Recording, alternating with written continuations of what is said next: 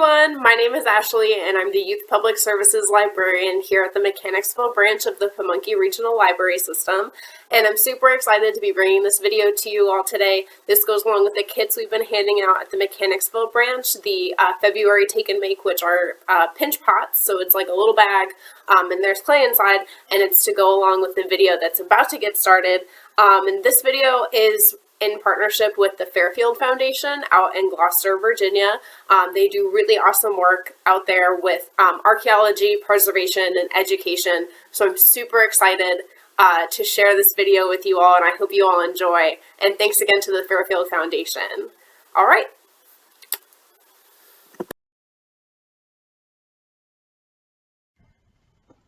Hi everyone, my name is Ashley McHouston. I work for the Fairfield Foundation in Gloucester, Virginia.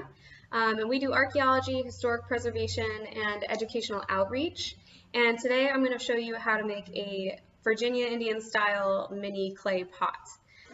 So the techniques that I'm going to show you today I learned by visiting the Monacan village in Natural Bridge.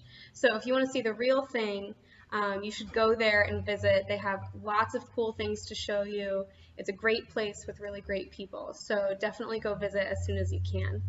But for today, I'm going to show you a very basic version. So we're going to use air dry clay from Crayola. You can buy this at Walmart, Target, basically any supermarket, anywhere that sells art supplies. It's air dry, so all you have to do is make your pot and then wait, and by the next day it should be nice and hard.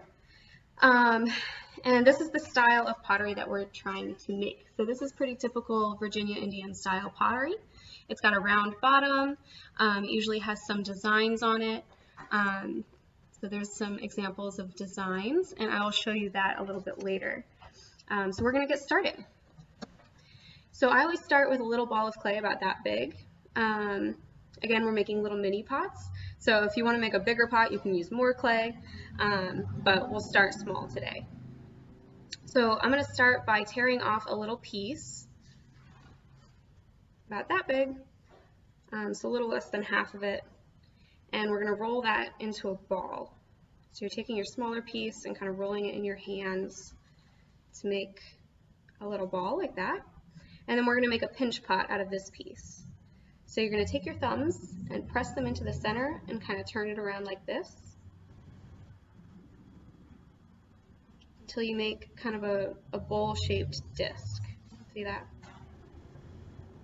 And this is going to be the base of our pot. So this is what gives it that rounded bottom. So once we're happy with that, we're going to take our big ball and we're going to start taking off little pieces of it and turning them into snakes, kind of like you do with Play-Doh.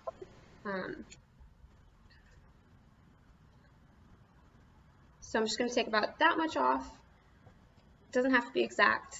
And I'm going to roll it out into my snake.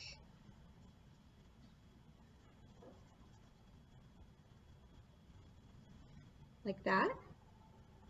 And then I'm going to place the snake on top of the little disc that I made. Like that. So basically what we're going to do is we're going to stack each of our coils on top of that base that we made, and that's how we get the height in the bowl. And then what you're going to do to make it a single piece is squish the clay together, just like that. So we're just going to keep doing that until we get the height that we want. So you see how that's one piece? All right, so we're going to keep making our snakes and building on top of that.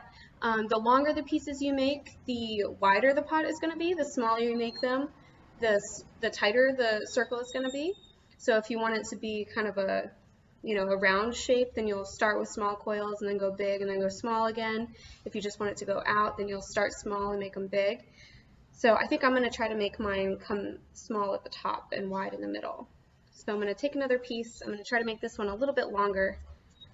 So I'm just going to make my snake.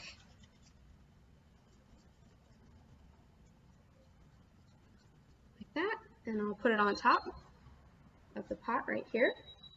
You see how I'm getting that height now? It's getting a little bit wider. And I'm just using my fingers to smooth those edges so that it becomes a solid piece. And this is called a coil pot.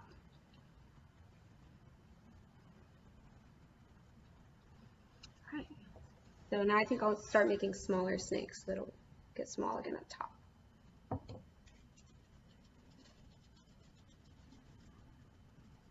So keep doing that.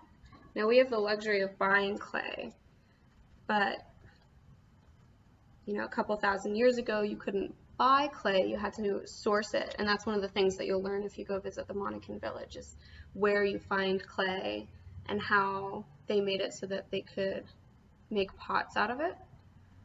So that's all very cool stuff to learn too.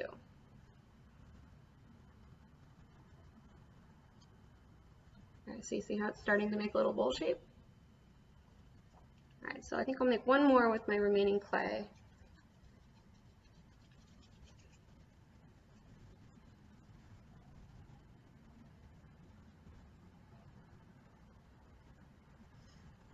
Put that on top. So you see how it kind of sits on the inside? That's what gives you that bowl shape.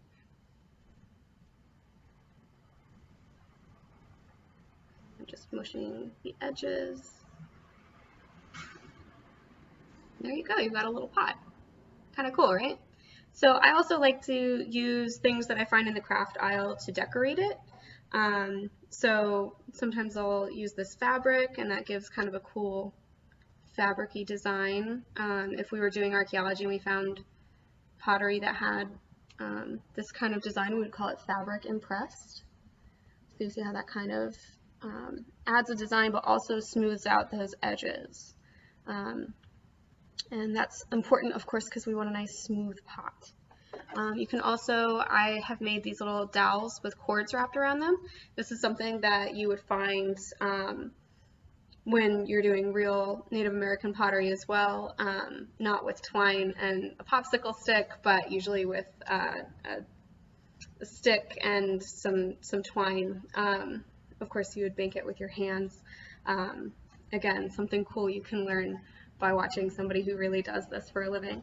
But when archaeologists find pottery that has these markings on them, we call it cord markings.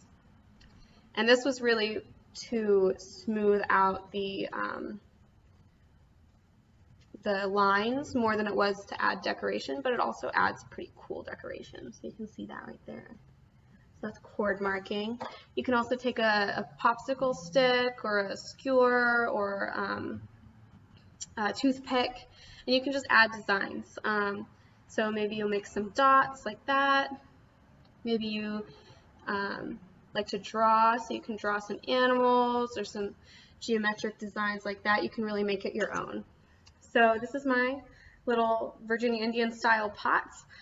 This is one that I made a while ago. So I made it with brown clay. It's got some different designs. There's another technique you can use. I'll show you really quick. So this is, if you don't want to go through all of the coiling and building, although you should try, this is kind of a simpler one. So I'm just going to show you a pinch pot. So you're basically going to make it the same way that you made the base for the other one, but you're just going to do it for the whole thing. So start with your ball of clay, and then you're just going to use your thumbs and go in a circle like this. And you're just going to keep doing that until you start to see a little pot or a little bowl form. And this is just kind of a simpler version. So you see that? Ta-da! That's pretty cool. And then of course you can use the same tools, and you can make your designs, maybe some circles.